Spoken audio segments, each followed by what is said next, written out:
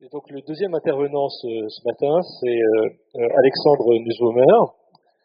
Alexandre, il est à la fois, excusez-moi, je vous appelle Alexandre, mais monsieur Nussbaumer est enseignant en éthique à la théologie et en théologie pratique au centre de formation anabaptiste de Binnenberg. C'est l'année des anabaptistes aujourd'hui, dans cette année, puisque vous étiez, c'est les baptistes ou les anabaptistes 500e anniversaire qui assurait le culte à l'Assemblée du désert. Donc c'est vraiment l'année des anabaptistes, y compris donc au Forum des attestants. Donc vous êtes à la fois enseignant en Suisse, mais vous êtes également doyen, je crois, c'est ça, président de la faculté théologique de Vaux-sur-Seine, donc cette fois-ci en région parisienne. Et vous êtes doctorant à l'université de Strasbourg, donc à cheval entre trois mondes, trois dénominations. Voilà, donc vous savez ce que c'est que d'être comme ça au centre de discussion et de débat très très animé. Et donc si vous voulez bien nous rejoindre, et donc Monsieur Nussbaumer va nous parler d'un regard cette fois-ci chrétien. Nous avons beaucoup parlé donc de la polarisation, de la fragmentation, et cette fois-ci c'est plutôt une réponse chrétienne par rapport à ces situations. Et donc du coup l'ensemble de notre agenda va décaler d'un quart d'heure. Et donc on terminera un quart d'heure plus tard que prévu ce matin, et vous aurez un quart d'heure de moins que pour déjeuner, et je suis sûr que vous arriverez à rattraper ce retard. Merci beaucoup, merci Roger. Alors dans la tradition ménonite, on se tutoie, on s'appelle par nos prénoms, donc moi je suis très à l'aise avec ça, donc aucun souci pour moi. Alors effectivement, voilà, ce que je vous propose, c'est d'abord c'est une belle proposition que celle de ce forum, de situer l'Église comme un îlot de dialogue dans un monde en conflit. Mais effectivement, c'est une belle proposition qui ne va pas de soi.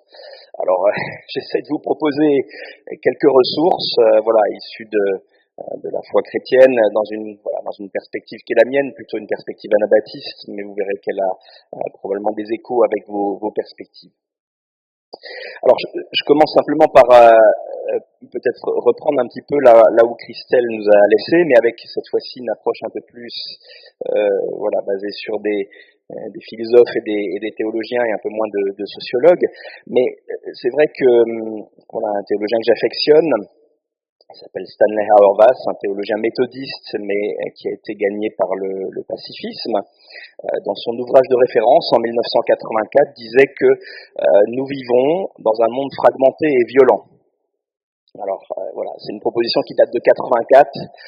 C'est juste pour dire que on a l'impression que c'est des choses récentes, et c'est vrai que Christelle nous a montré des éléments récents qui vont dans ce sens, mais on est sur une période un peu plus longue qui nous dit que le monde est fragmenté et violent.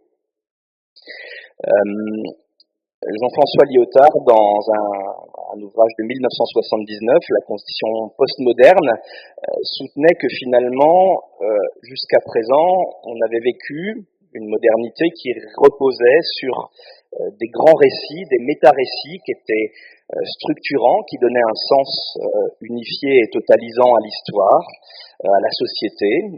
Par exemple, le méta-récit du progrès scientifique, l'idée que quelque part, la science mène nécessairement à un progrès pour l'humanité, ou alors le méta-récit de la raison universelle, l'idée que la rationalité peut expliquer toutes les choses et tout résoudre, ou alors les grands systèmes politiques ou religieux qui structuraient le monde. Et donc quelque part, Lyotard, lui, constatait l'avènement d'une nouvelle ère, et donc là on est en 1979, qui justement émergeait parce que s'arrêtait l'idée que ces méta-récits devenaient structurants pour la société. Et que tout d'un coup, les gens croyaient plus ensemble en un méta-récit, mais qui commençaient à croire en une multiplicité de petits récits locaux, fragmentaires et souvent contradictoires. Dans les mêmes années, on fait un tour aux États-Unis. Un philosophe catholique très réputé, Alasdair MacIntyre, publiait un ouvrage de référence qui s'appelle Après la vertu, qui était un parcours de la notion de vertu telle qu'elle a été proposée et utilisée depuis les Grecs jusqu'en 1981. Et donc, il il faisait émerger aussi la notion que quelque part la période toute récente dans laquelle il était se traduisait par l'idée que Dieu n'était plus une obligation, qu'il devenait une option, une possibilité, et que du coup, même l'humain, dans sa conception de ce que c'est qu'un humain, il n'y avait pas forcément l'idée de but associé. L'humain n'était pas forcément là pour une mission, pour remplir quelque chose, pour aller vers quelque part, et que donc la perte de ce sens du télos, du but, amenait aussi une fragmentation de la société. McIntyre disait aussi qu'il y a deux éléments supplémentaires, outre la perte du but, qui amenait une fragmentation. Le premier, des habitudes sociales, qui tendent à compartimenter nos vies dans un mode de vie plus récent. Il a dit on a commencé à séparer le travail du loisir, la vie privée de la vie publique, le professionnel du personnel, la vieillesse de l'enfance, et tous ceux qui ont la charge de conduire les cultes savent que c'est pas simple de choisir des chants qui rassemblent les plus jeunes et les plus âgés de la communauté, par exemple.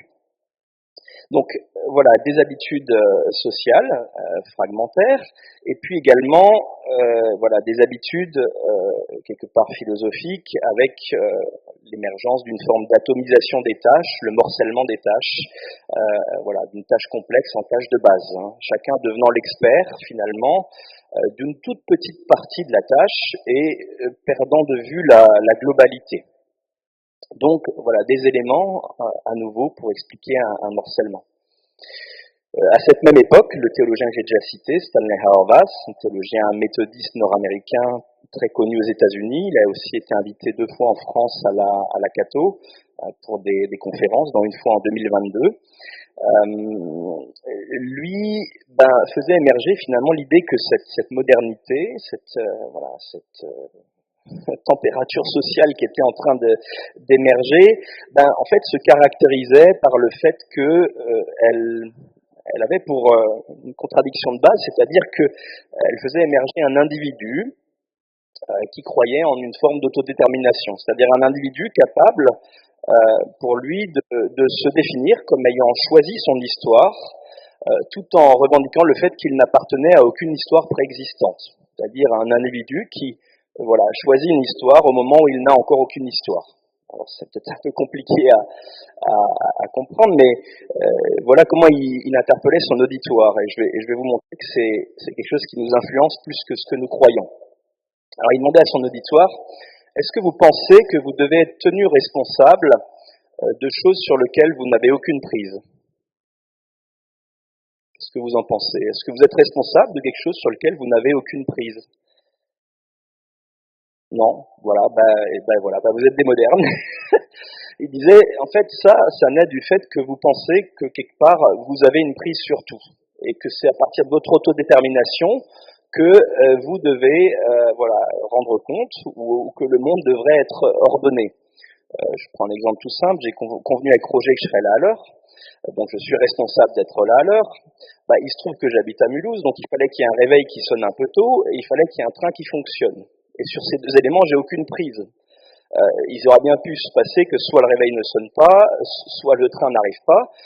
J'aurais été tenu responsable de ne pas être là à l'heure, mais ça ne dépendait absolument pas de moi. C'est-à-dire qu'en fait, il y a des tas de choses qui nous arrivent, dont on ne choisit rien, mais dont on est responsable. Et en fait, ça, on l'a perdu. Ça, c'est justement l'émergence de la modernité, de l'individu, qui fait croire à l'individu que sa puissance d'autodétermination et de choix est majoritaire, fondamentale, et qu'elle devrait piloter les choses. Et en fait, notre monde ne fonctionne pas comme ça, mais nous avons tendance à croire qu'il fonctionne comme ça. Dans le même temps, je reviens cette fois-ci du côté français, un philosophe bien connu, probablement ici, Paul Ricoeur, estimait que finalement, ces sociétés étaient contraintes à fonctionner avec des sortes de consensus par recoupement et des désaccords raisonnables. Je ne sais pas si vous pensez à l'actualité politique de cette semaine, pour trouver les seules répliques dont disposent les sociétés démocratiques confrontées à l'hétérogénéité des sources de la morale commune. C'est-à-dire à partir du moment où plus personne ne partage un récit commun, à partir du moment où on n'a plus de direction commune qui fait consensus, on est amené à essayer de trouver des désaccords raisonnables. Un moindre mal, quelque chose sur lequel on n'est pas tout à fait contre, mais on n'est pas complètement en accord non plus, mais voilà, c'est le fonctionnement qui est proposé. Et quelque part, le régime politique, aujourd'hui, procède largement par ce système, c'est-à-dire que à quel âge on doit partir à la retraite, on essaie de trouver le consensus le moins déraisonnable possible, le consensus par recoupement jusqu'à ce qu'on ait un accord, mais personne va avoir des éléments pour dire que c'est ça l'âge qui est prévalent. Simplement on teste et on sonde ce qui paraît le plus possible et ce avec quoi la société est d'accord de fonctionner et de tenir ensemble. Notre orateur avant nous disait il y a une carte thermique et on se rend compte que tout ce qui est du domaine du personnel et de l'individuel est plutôt dans la sérénité, tout ce qui est du domaine de l'action publique et de la société est plutôt dans le côté négatif. C'est simplement le reflet d'une société qui s'est construite en favorisant toujours plus l'individuation, l'individu, l'autodétermination, la responsabilité propre et en faisant croire que ce socle est à même de construire une société. Là-dessus, quand vous appelez à des valeurs comme ça, et probablement que l'Église elle serait dans le rouge, mais la liberté de conscience, la liberté de foi, la relation personnelle, aller adorer un Dieu dans la forêt en faisant son footing, il n'y aurait aucun problème, mais c'est pas tout à fait la même chose d'aller adorer un Dieu en faisant son footing dans la forêt que de venir célébrer le Dieu de Jésus-Christ ici en prenant la scène ensemble. Alors, juste pour vous dire, quelques éléments sur une période un peu plus large, pour dire, mais on est dans un temps où, on est construit avec des prémices très fortes qui nous disent, mais finalement, l'autodétermination, le choix, la responsabilité individuelle sont les bases structurantes de notre société. Et ceci rend très très difficile le dialogue. Et justement, quelque part, j'aurais envie de dire, si aujourd'hui le monde fonctionne par obligation, parce qu'il n'y a plus de récit commun fondateur sur lequel on peut s'appuyer, parce qu'il n'y a pas forcément non plus de perspective qui rassemble tout le monde, quelque part ce que j'aurais envie de proposer, et là c'est une position anabaptiste, c'est que l'Église est quand même assez distincte du monde. Non pas qu'elle n'est pas une structure politique, je pense que c'est une structure politique, je pense qu'elle construit un vivre ensemble, elle a des manières de partager les richesses, des manières d'envisager la place laissée à chacun, donc c'est vraiment une structure politique, mais c'est une structure politique qui a l'avantage de fonctionner différemment du monde parce qu'elle peut se baser quand même sur un récit commun. Et puis, sur une perspective commune, alors évidemment, il faut se mettre d'accord sur l'interprétation de ce récit et ce qu'on en dit, mais il y a quand même des éléments sur lesquels on peut se rattacher. Le théologien que j'ai déjà cité, Stanley Hauerwas, je vous ai mis une photo de lui, il est encore vivant, il est encore un peu plus âgé que sur cette photo, mais il dit, mais l'Église, dans son expression la plus profonde, c'est le rassemblement de personnes capables de se soutenir mutuellement, à travers les tragédies inévitables de nos vies. Et ces personnes sont capables de le faire parce qu'elles ont été formées par un récit. Et ce récit, il est constamment rejoué à travers le partage d'un repas. Et on en a eu une exemplification ce matin qui n'affirme rien de moins que ceci. Dieu a pris le caractère tragique de notre existence dans sa propre vie. Alors j'aimerais développer un peu les éléments de cette citation. Ce que je vous propose, c'est de procéder un peu en deux temps. Je vais essayer d'avoir quelque chose d'un peu pédagogique. On va procéder par un exemple et puis après, j'essaierai d'amener une généralisation en se disant mais comment la nature même de ce qu'est l'Église peut nous amener à construire, penser et désirer le dialogue autrement que ce que le monde peut le faire, parce que le monde ne dispose pas des mêmes ressources. Alors, je vais commencer par un tableau. Alors, c'est pas tellement beau, j'espérais un peu mieux, mais bon, on va essayer de fonctionner. Je ne sais pas si c'est un tableau que certains connaissent. C'est un tableau qui s'appelle Le Royaume de paix, qui a été peint par Edward Hicks. Edward Hicks est né en 1780, mort en 1849. C'était un chrétien de la branche des Quakers, un rameau des chrétiens pacifistes. Et donc son tableau s'appelle Le Royaume de paix. Alors, je ne sais pas si vous voyez un peu quelle scène est dépeinte dans ce tableau. Alors, c'est Ésaïe, c'est bien. C'est effectivement Ésaïe 11 avec voilà ce tableau qui présente des animaux vraiment antagonistes, le loup et l'agneau qui séjournent ensemble. Voilà, on voit le lion et le bœuf, l'ours et la vache. Voilà, donc on va lire ce texte simplement pour se dire tiens, qu'est-ce que nous dit ce texte. Alors je ne sais pas si quelqu'un voudrait le lire, peut-être changerait. Un rameau sort du vieux tronc de Jessé, une nouvelle pousse sort de ses racines. L'Esprit du Seigneur est sans cesse avec lui, l'Esprit qui donne la sagesse et le discernement, l'aptitude à décider et la vaillance, l'Esprit qui fait connaître le Seigneur et enseigne à l'honorer. Il lui inspirera d'honorer le Seigneur. Il ne jugera pas selon les apparences, il ne décidera rien d'après des racontars, mais il rendra justice aux défavorisés, il sera juste pour les pauvres du pays. Sa parole, comme un bâton, frappera le pays, sa sentence fera mourir le méchant. La justice et la fidélité seront pour lui comme deux ceintures qu'on porte toujours autour des reins. Ah, il y en a derrière. Alors, oui, c'est ça. Alors le loup séjournera avec l'agneau, la panthère se couchera près du chevreau, le veau et le lionceau se nourriront ensemble et un petit garçon les conduira. La vache et l'ours se lieront d'amitié, leurs petits seront couchés côte à côte, le lion comme le bœuf mangera du fourrage. Le nourrisson jouera sur le nid du serpent et le petit garçon pourra mettre la main dans la cachette de la vipère. On ne commettra ni mal ni destruction sur toute la montagne qui appartient au Seigneur, car la connaissance du Seigneur remplira la terre, tout comme les eaux recouvrent le fond des mers. Merci beaucoup. Alors, un texte biblique et qui donne lieu finalement à un tableau. Et en fait, Edward Hicks, il en a peint à peu près une centaine de représentations de ce passage d'Ésaïe, ce royaume de paix. Et donc, il faut imaginer que finalement, toute sa vie de peintre, il l'a consacrée à essayer de représenter une scène, un tableau central qu'il pensait comme suffisamment structurante pour y consacrer toute sa vie.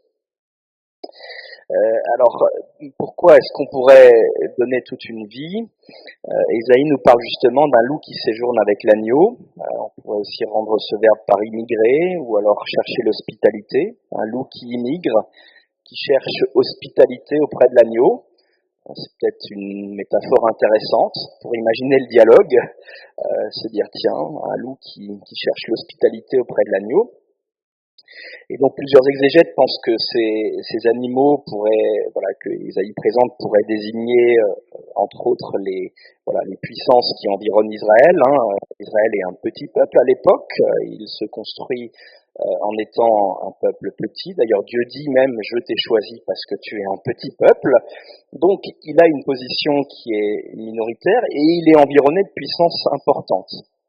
Et donc peut-être que l'Égypte, la Syrie, Babylone seraient quelque part représentés par ces animaux qu'on a tendance à considérer comme des prédateurs, et puis que Israël serait quelque part soit l'agneau, soit le veau, soit l'enfant, celui qui est généralement considéré comme la proie. Et donc Ésaïe nous renvoie à l'idée que finalement, ce qui est usuel dans le monde d'avoir un rapport de prédation à proie, pourrait être complètement différent dans une perspective telle qu'elle est annoncée, telle qu'elle est inspirée, et qu'on pourrait imaginer que vienne un moment où finalement ce qui se passe, c'est que des animaux antagonistes, qui représentent aussi probablement des peuples antagonistes, puissent vivre en paix. Alors pour ça, il faut qu'il y ait une figure qui émerge, qui est celle qui est présentée dans les premiers versets. Et puis dans la perspective chrétienne, évidemment, ça va être la perspective messianique et la personne de Jésus et l'œuvre et la vie de Jésus et ce qui nous est donné ensuite par la suite, le Saint-Esprit et l'ensemble de toutes les ressources de la foi et de la vie chrétienne. Mais donc X avait quand même compris que le royaume de paix et que tout le récit biblique était un récit de renversement, un récit quelque part qui renversait la morale du monde pour en proposer une nouvelle. Il avait compris que finalement, on peut choisir de vivre en croyant que soit le royaume de paix d'Ésaïe est vrai, soit quelque part, je ne sais pas s'il connaissait La Fontaine, mais si la fable de La Fontaine était déjà connue, en tout cas chez nous elle est connue, soit on croit que finalement c'est La Fontaine qui a raison et que c'est la prémisse de la raison du plus fort qui est toujours la meilleure, et d'ailleurs que là-dessus le loup emporte l'agneau et le mange sans autre forme de procès. Et donc, quelque part, il y a deux options. Et vous êtes toujours libre de choisir ce que vous croyez être davantage vrai. Est-ce que finalement, ce qui est vrai et structurant, c'est que le loup mange l'agneau, ou ce qui est vrai et structurant, c'est que le loup vient demander l'hospitalité à l'agneau. Quelque part, X, et c'est là que je vous ai pas tout à fait tout montré, il n'a pas peint que ce morceau. Il a peint le tableau entier qui est le suivant. Et là, ça devient très compliqué de voir, je suis désolé. Mais à l'arrière-plan de ce tableau, en fait, X a peint une scène qui est celle de la signature d'un traité où William Penn, qui était lui aussi Quaker, signe un traité de paix avec les Indiens et où il leur achète leurs terres pour fonder la ville de Philadelphie. En fait, Charles II avait déjà octroyé le territoire à William Penn, qui deviendra la Pennsylvanie, et donc Penn n'avait aucune raison de le payer aux Indiens, puisque l'autorité lui avait dit « mais tu peux le prendre, c'est à toi ». Mais Penn, lui, pensait justement, à partir de sa foi Quaker, qu'on ne peut pas prendre une terre à un peuple qui l'habite depuis longtemps sans convenir d'un accord avec ce peuple qui respecte toutes les parties et qui donne une place à chacun. Et donc, quelque part, il tirait ça, justement, de sa vision d'Ésaïe 11 et de ce royaume de paix, et de l'idée que, quelque part, on est appelé à demander hospitalité les uns aux autres. En 1682, William Penn fondera la Pennsylvanie avec une constitution qui servira de base à celle des États-Unis. Penn voulait que cet État soit un État refuge pour tout croyant persécuté, et en particulier aussi pour les différentes branches du christianisme qui étaient persécutées en Europe à cette époque, et beaucoup ont émigré d'ailleurs, et c'est pour la raison pour laquelle on trouve encore pas mal de chrétiens quakers, ménonistes, baptistes ou encore d'autres confessions en Pennsylvanie. Donc, quelque part, Penn il est en train de nous dire, mais cette vision d'Ésaïe 11, qui est une vision d'un récit biblique, elle peut aussi être constamment rejouée, elle peut être reprise, et elle peut aussi former un type de politique qui va aussi inspirer aussi les nations, parce que c'est dans les deux sens. On disait qu'on n'est pas étanche à ce qui se passe dans notre société. J'aurais envie de dire que la société n'est pas étanche non plus à ce qui se passe dans les églises. Et donc quelque part, si à un moment quelqu'un dit moi je pense que on doit amener une politique qui est plus une politique de l'hospitalité, ça va être différent qu'une politique de la propriété. Et donc là-dessus, on n'est pas sur les mêmes types de dialogue. Tu nous disais, Christophe, d'ailleurs, nous sommes les invités du Seigneur. Si vous sortez cette journée en disant que vous êtes les invités du Seigneur, vous allez discuter différemment avec les uns et les autres que vous allez rencontrer que si vous vous dites je suis le propriétaire du lieu. C'est pas tout à fait la même chose. Si je suis le propriétaire du lieu, et la propriété c'est intéressant, il y a un documentaire très intéressant l'an dernier qui est sorti, c'est une notion d'exclusion. Vous dites je suis propriétaire de ce piano, c'est-à-dire que personne n'a le droit d'y jouer sauf moi. En fait j'exclus. Par contre si vous êtes l'invité du piano, Ok, vous pouvez jouer quand vous êtes invité, mais il y en a d'autres qui sont invités, donc on partage. Donc quelque part, notre logique et notre manière d'être va être fondamentalement différente, suivant voilà, les prémices les plus fondamentales qu'on reçoit et qu'on imprègne comme devant guidant la manière dont on va conduire notre vie. Alors je reviens un peu à ma définition. Donc ça c'était l'exemple, simplement pour dire voilà un texte qui donne un tableau, qui donne un traité et qui s'incarne et qui manifeste une possibilité de dialogue et en tout cas un lieu où il est possible de vivre ensemble. Donc, quelque part, je dirais, j'aimerais proposer, un peu à partir de ce que Auerbach a dit de sa définition même de ce qu'est l'Église, aussi un schéma en 3 temps. Quelque part, premièrement, voilà, ce dont nous avons besoin de nous rappeler, c'est qu'on est formés tous dans notre vie chrétienne par un récit structurant, qui est le récit biblique, et qu'on cherche à incorporer justement par le culte, par la lecture communautaire, par l'étude biblique, aussi par les lectures personnelles, par la liturgie et les gestes. Ce récit, c'est notre récit commun, c'est un peu la grammaire de notre langage commun. Le monde, dans le sens de tout ce qui a pris la liberté de ne pas encore croire en Dieu, dispose pas d'un récit commun. Il dispose pas d'une grammaire commune et il peut donc pas parler un langage commun. Et ce monde est contraint de procéder par des consensus par recoupement et des désaccords raisonnables comme seule forme d'accord. Mais le récit biblique, il célèbre justement l'Église de la Pentecôte comme le nouveau langage de Dieu, sous la conduite du Dieu trinitaire. Et donc cette église de la Pentecôte, c'est une église où les peuples, les histoires de vie peuvent séjourner ensemble dans un régime de l'hospitalité mutuelle sous la conduite de Dieu et de son esprit. Cette diversité n'est pas inventée, elle n'est pas créée, mais c'est un don de Dieu. Elle est à recevoir et elle est à incorporer. Ce dont nous est communiqué, et donc la première étape, il me semble, du cheminement chrétien et des ressources chrétiennes, et pour nous, en tant que responsables, ministres du culte, ou responsables de la parole, de faire en sorte que ce récit puisse être incorporé comme un principe structurant pour nos communautés. On a la responsabilité, quelque part, de dire qu'on croit que le royaume de paix, c'est plus vrai, davantage vrai, que la fable de La Fontaine. Et quelque part, si nous on le dit pas, c'est pas le monde qui va le dire. Mais si nous on n'apprend pas que le royaume de paix est plus vrai, et plus structurant, et plus fondamental et plus important comme manière d'être ensemble que la fable de La Fontaine, on laisse la place à La Fontaine. Alors Auerbach, il utilise une métaphore théâtrale, il dit mais l'église, c'est cette troupe d'acteurs, et puis on avait une belle troupe d'acteurs ce matin pour la scène, qui se retrouve le dimanche matin, et peut-être à d'autres moments dans la semaine, pour apprendre un script, et ce script a la vocation à le jouer sur la scène du monde en semaine.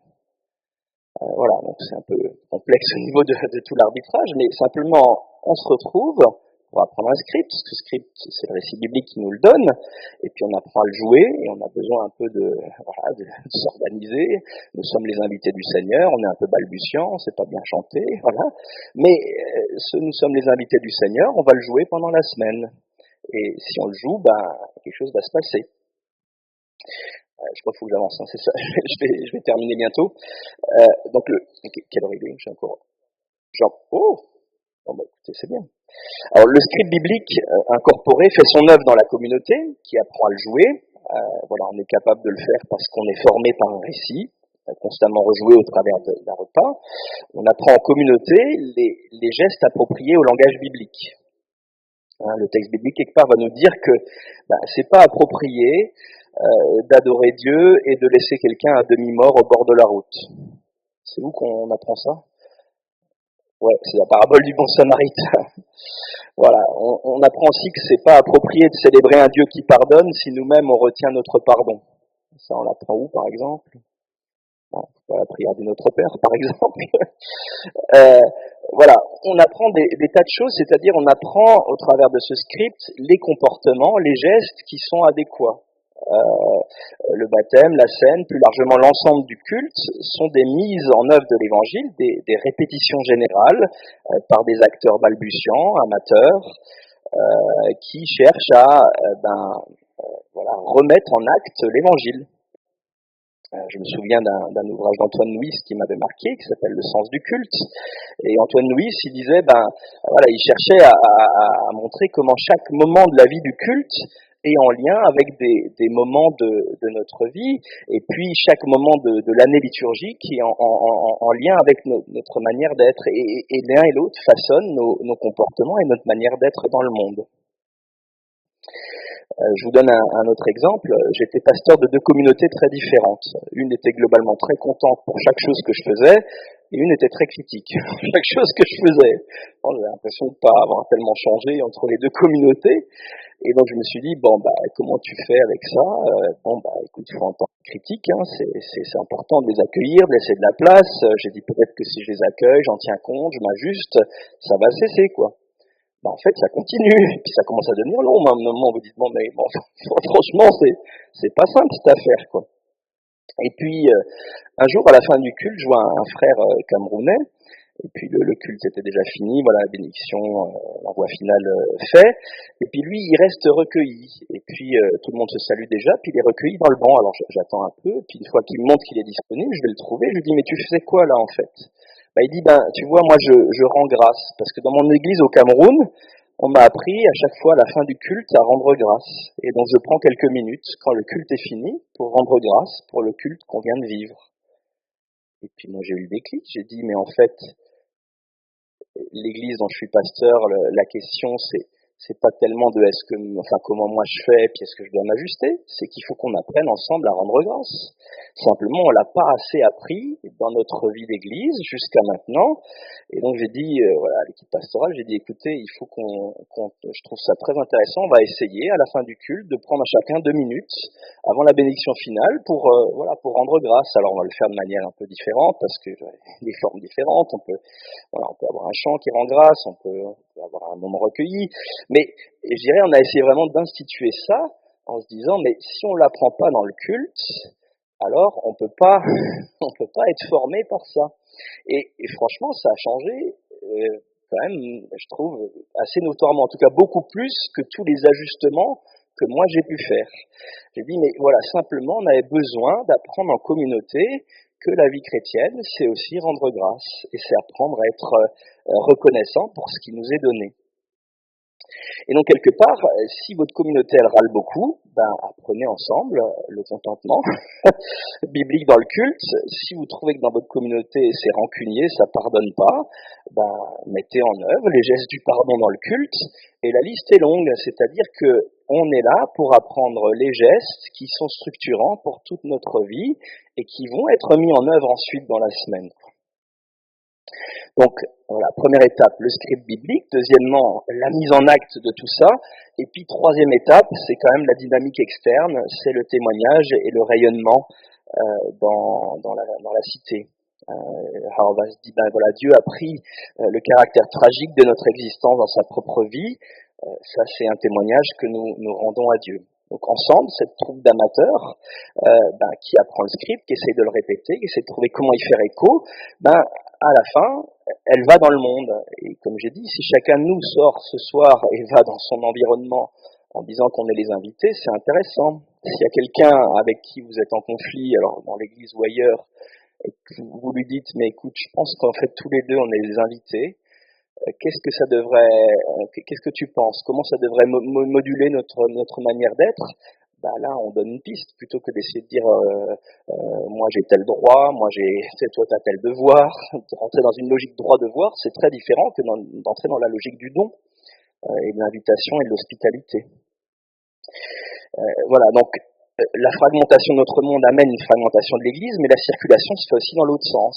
Et quelque part, si nous apprenons un régime de l'hospitalité, de la solidarité, de la fraternité, mise en acte de manière balbutiante, par des gestes comme celui de la scène et comme d'autres gestes, nous contribuons aussi à diffuser dans nos lieux de vie quelque chose qui va faire du bien. Et j'ose espérer que la probabilité d'une guerre civile diminue si l'Église, qui est quand même une force mondiale, apprend à faire ça partout où elle est présente. Enfin, en tout cas, c'est mon espérance. Et c'est ce que je peux espérer à partir d'Ésaïe 11. Voilà, j'aimerais juste terminer en vous laissant une image. Alors, vous reconnaissez peut-être le tableau de droite. Voilà, le tableau de droite, c'est bien franchouillard, c'est notre voilà notre identité citoyenne française, ce tableau de la croix, la liberté guidant le peuple, voilà. Mais cette liberté, elle fait pas mal de morts quand même, et elle tient pas beaucoup compte de la société dans cet ensemble. Alors, c'est à nous de dire si on veut plutôt se baser pour construire notre vie, qui est à la fois citoyenne et chrétienne, sur la liberté guidant le peuple, ou si on préfère se baser sur le royaume de paix guidant le peuple. Je crois qu'il y a des conséquences importantes et que si on choisit l'option de gauche, il y a une bonne chance que l'Église puisse rayonner comme un îlot de dialogue dans un monde en conflit. Amen.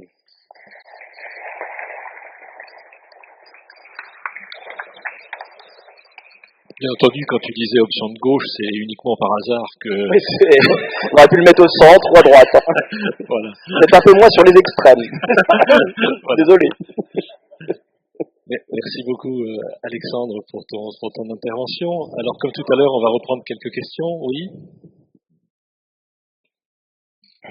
Résonnait dans ma tête cette citation de Dietrich Bonhoeffer, qui disait dans le contexte de l'Allemagne nazie, partout on confond paix et sécurité.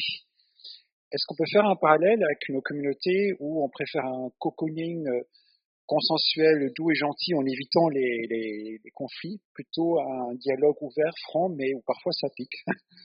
Et alors, merci beaucoup pour la question.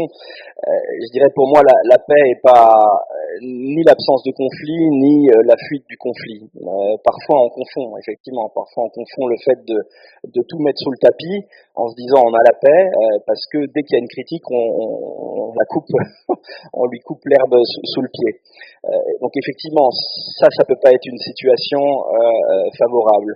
Mais la vraie paix, je trouve que Augustin pour moi donnait une définition, et pourtant c'est pas forcément le théologien le plus paisible, mais je trouve qu'il donnait une définition que j'aimais bien. Il disait mais c'est un ordre des choses qui laisse une place à une chose et à son contraire.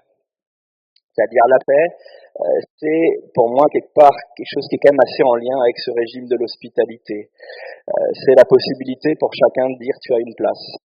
Et tu existes, et je veux reconnaître cette place. Et c'est assez intéressant quand vous regardez par exemple toute la fraternité dans le livre de la Genèse et les rivalités qu'il y a entre les frères et la manière dont chacun essaie de prendre la place de l'autre. Et puis à chaque fois Dieu dit mais voilà, de celui-là il y aura un peuple et de celui-là il y aura aussi un peuple. Et donc quelque part il y a une place qui est quand même reconnue à chacun. Et donc, je pense que le travail de paix est un travail pour essayer de reconnaître une place à chacun. Après, oui, ça n'a rien de facile.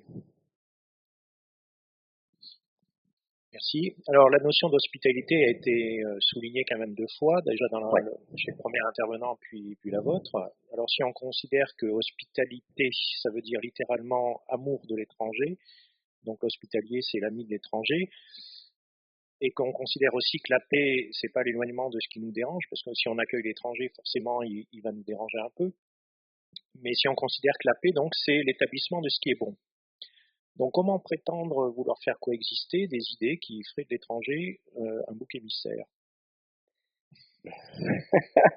Je dirais que ça serait intéressant de regarder et se dire si notre foi chrétienne, on souhaite l'inspirer, la vivre à partir du récit chrétien comme quelque chose structurant, que dit le récit biblique de l'étranger et quelles consignes il donne sur la manière de considérer l'étranger et quelles sont les lois économiques liées par exemple, parce que dans l'Ancien Testament, dans le Deutéronome, à l'accueil de l'étranger.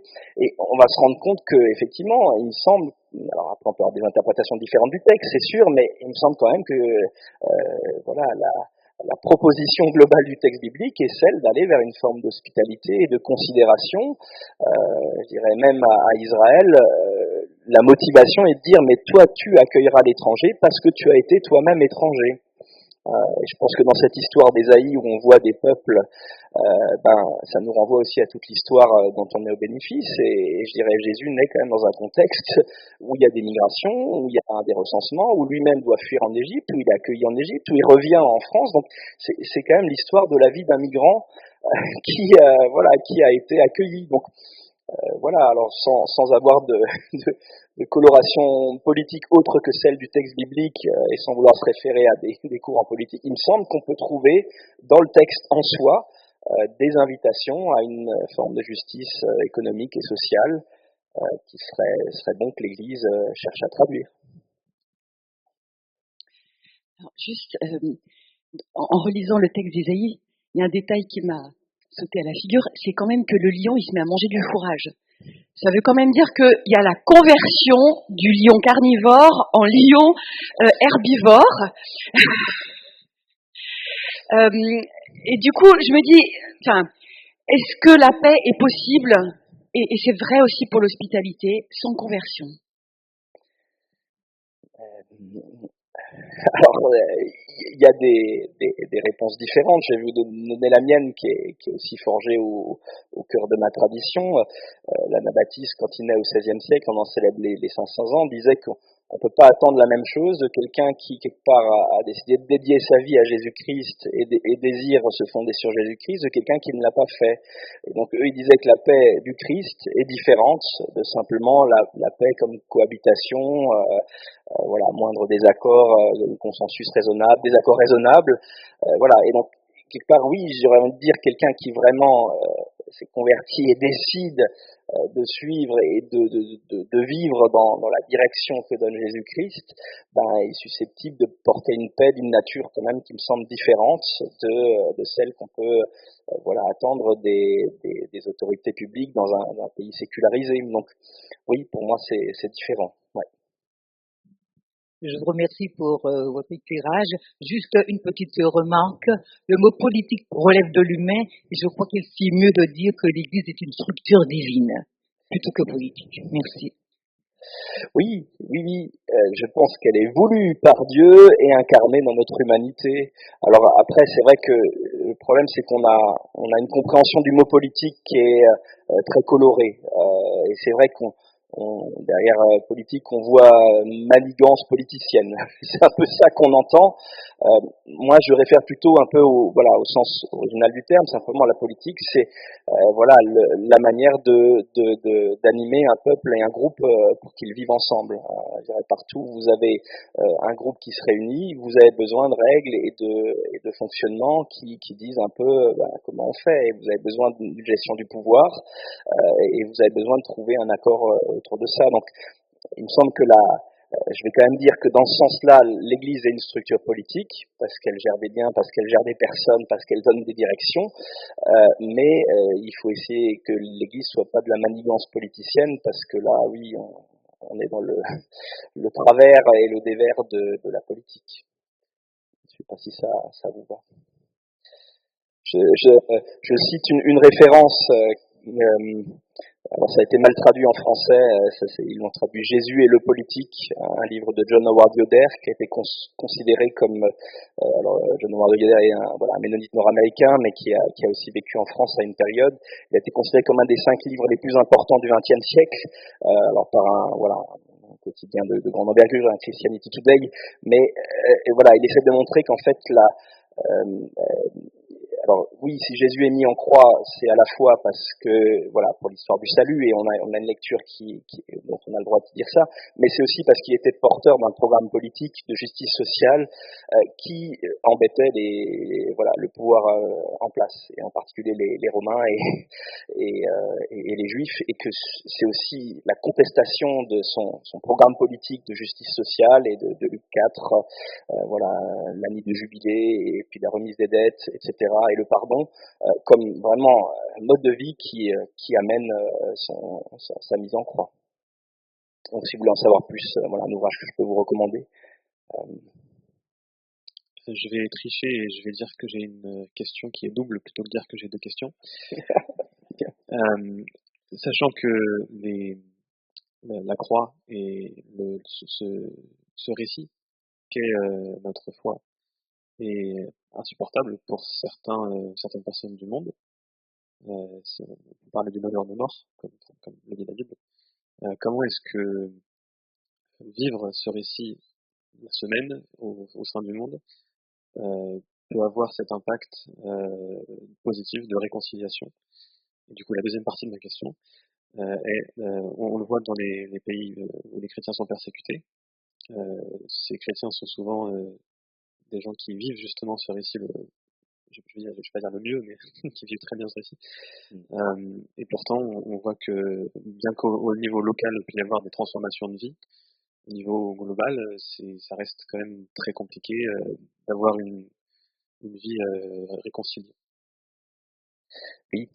Alors, je dirais à l'échelle de l'histoire, je sais pas, à l'échelle de l'histoire, on se rend compte que finalement, l'Église biblique est quelque part l'Église persécutée. En tout cas, c'est la vision qu'on nous donne dans l'Apocalypse et puis dans quand même plusieurs épîtres. L'Église des premiers siècles est aussi une Église minoritaire, persécutée parce que justement porteuse d'un message différent. Le différent est parfois pas trop aimé par celui qui est le prédateur. Et donc il y a quelque chose effectivement qui est du domaine d'un rapport qui est pas évident. Alors dans ma lecture anabaptiste, au IVe siècle, il y a un changement qui se passe, c'est conversion de l'empereur, et puis l'Église devient majoritaire. Et en fait, l'Église devient persécutrice.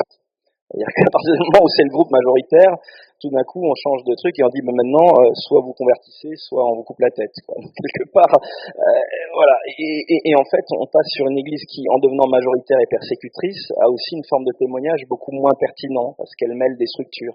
Et donc quelque part, je crois que c'est inhérent au message chrétien, l'idée de dire que le témoignage, est lié à une forme de persécution et qu'on peut pas complètement enlever l'un et l'autre. Sinon, on entre dans des régimes dominants et on entre dans des régimes de prédation. Donc, c'est ça qui est très difficile, c'est que, vous lisez Hébreux 11, tous les héros de la foi et tous ceux qui sont morts sans avoir obtenu ce qu'ils espéraient et ce qu'ils attendaient, il y a l'idée que, en grec, le témoignage et le martyr, donc ce qu'on a aujourd'hui nous considéré comme le témoin, c'est aussi quelqu'un qui est susceptible de laisser sa vie pour son témoignage. Il y a quelque chose qui est très lié. Alors après, comment est-ce que ça sert la réconciliation? C'est vrai que ça c'est quelque chose d'intéressant. Je trouve toujours en quoi le fait de tendre l'autre joue sert la réconciliation. Si on prend une lecture un peu littérale du Sermon sur la montagne, j'entendais quelqu'un qui disait mais en fait c'est quand même une manière de résister à celui qui est en train de se comporter d'une manière totalisante et de lui dire ok, tu m'as donné une baffe, tiens, je te montre que tu peux encore en donner une deuxième et honte à toi quelque part dans ta manière de te comporter et tu auras pas ni ma haine ni ma colère en retour et donc je désamorce ce cycle. Donc quelque part ce témoignage de l'idée que la force peut pas avoir le dernier mot, à mon avis amène à un premier pas qui est celui de la paix, de la réconciliation plus globale. Mais peut-être investiguer un peu plus loin pour avoir un peu plus d'étapes qui mènent de l'un à l'autre. Une dernière question, mais c'est la dernière. Ouais, moi j'écoutais avec attention ce que vous disiez sur le témoignage et sur le fait de tendre d'autres joues. Mais à l'heure où on a des pervers narcissiques et du harcèlement qui amènent les enfants à se suicider, est-ce que le fait de ne pas se relever contre l'injustice de ce type de harcèlement que drainent aussi les réseaux sociaux et notre monde avec cette individualité, je me questionne juste sur les enfants. Quel est le témoignage qu'on peut leur donner quand eux-mêmes sont victimes de harcèlement? Moi, je me souviens que mon fils s'est fait plusieurs fois racketter et que il a fini par s'éloigner de l'église parce que lui trouvait que cette église, elle était synonyme de lieu d'injustice profonde. Donc, quoi dire aux enfants? Ouais. Alors, je dirais que pour moi, tendre l'autre joue, c'est très différent de ne pas se révolter contre l'injustice. Pour moi, c'est une manière extrêmement puissante de se révolter contre l'injustice, de tendre l'autre joue, parce que c'est un geste public qui dénonce ce qui vient d'être fait comme étant voilà, tout à fait incohérent. Et je dirais, si quelque part on avait voilà, la capacité d'incorporer cette idée que, je suis tout à fait d'accord, hein, que le message biblique est un message voilà, de justice, mais d'une forme de justice qui est illustrée par la vie de Jésus-Christ, le mieux, pas par les puissances politiques dominantes. Donc voilà, une justice qui effectivement confond les oppresseurs, confond voilà, ceux qui exercent un pouvoir totalitaire. Là, on serait dans quelque chose de vraiment intéressant. Psaume 85 dit que voilà, la justice et la paix s'embrassent. Donc, il n'y a pas de paix sans justice, il n'y a pas de justice sans paix non plus. Donc, oui, quand votre fils dit l'Église est très injuste, ça serait intéressant d'essayer de confondre cette injustice, de faire émerger quel est le sujet de l'injustice, en quoi il y a eu injustice. Et à ce moment-là, on le dénonce. Mais on le dénonce pas dans une logique de représailles en disant celui qui t'a fait du mal, on va l'attendre, on se met à 4 à la fin du culte et tu vois, on va lui faire la peau.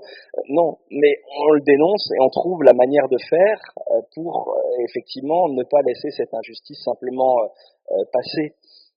Voilà. Ensuite, je dirais, il y a peut-être aussi quelque chose dans la paille et la poutre qui est aussi à entendre, parce moi je suis un expert pour voir tout ce qui est injuste autour de moi, mais j'ai un peu beaucoup de mal à voir tout ce que moi je fais qui est très injuste. Et donc voilà, si on veut aussi accepter de dénoncer les injustices des autres, c'est aussi important pour nous-mêmes d'être prêts à entendre nos propres injustices. Voilà, quelques éléments. Bien, merci beaucoup.